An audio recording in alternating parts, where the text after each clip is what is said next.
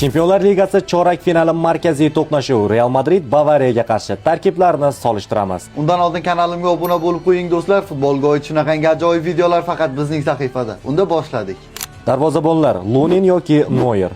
Manuel Neuer endi jarohatdan qaytdi, baribir uni qo'yaman. Endi darajani bilamiz-ku, reaksiya va mas'uliyatni his qilish Neuerda yuqori darajada. Himoyachilar Arnold yoki Stanisic. Trent Alexander-Arnold. Hausen yoki Jonathan Tah.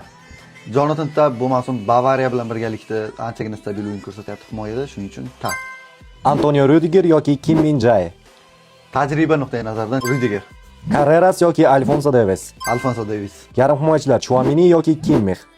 Mana bu qiyin tanlov. Sababi Chouameni o'zining faoliyatidagi eng yaxshi mavsumlardan birini o'tkazyapti. Kimmich esa doimo bir xil notada, bir xil stabillikda. Barqarorlik nuqtai nazaridan Kimmichni qo'yaman. Hozir ham yaxshi formada. Valverde yoki Goretzka. Albatta Federico Valverde. Bellingham yoki Leonard Carroll. Hozirgi paytda, hozirgi sport formadan kelib chiqqan holda aytaman, Leonard Carroll. Sababi Bellingham hali tiklanish jarayonida o'ziga to'liq qayta olmadi, hali formada emas, shuning uchun Leonard. Oxirgi o'yinda bo'lib ham bitta gol, bitta assistni qayd etdi bolakay. Demak, hujumga o'tamiz. Arda Güler yoki Michael Olise. Bu yerda menimcha raqobatsiz Michael Olise. Vinicius Junior yoki Luis Diaz. Umumiy mavsum bo'yicha solishtirilganda Luis Diazni tanlagan bo'lardim, ammo oxirgi davrdan kelib chiqqan holda Chempionlar Ligasidagi o'yin Vinicius Juniorda umuman boshqa daraja. Vini. Mbappe yoki Harry Kane.